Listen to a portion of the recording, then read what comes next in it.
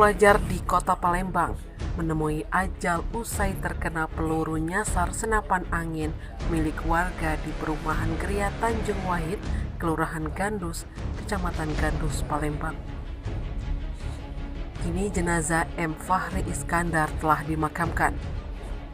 Diketahui jika korban bersekolah di MTS Muhammadiyah 2 Palembang itu terkena peluru di bagian mata dan bersarang di kepalanya hingga akhirnya meninggal dunia. Iskandar, ayah korban, mengatakan peristiwa itu terjadi bermula ketika anaknya bermain bersama teman-temannya di sebuah lapangan voli tidak jauh dari rumahnya. Saat tertembak, korban terjatuh ke arah belakang dengan peluru yang masuk ke mata kanan hingga menembus otaknya. Tak lama kemudian Iskandar langsung membawa anaknya ke Rumah Sakit Umum Muhammad Hussein RSMH Palembang untuk mendapatkan perawatan intensif.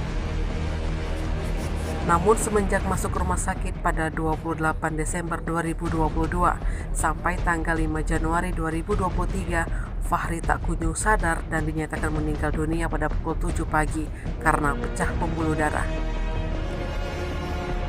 Menurut Iskandar, pelaku penembak tak lain adalah warga komplek di tempat tinggalnya yang dia kenal bekerja sehari-hari sebagai buruh bangunan. Pelaku bernama Febriansah sudah diamankan oleh pihak kepolisian Polsek Gandus Palembang untuk dilakukan pemeriksaan.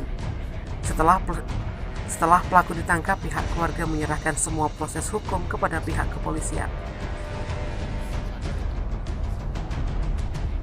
Tim Liputan Sumsel Update TV melaporkan.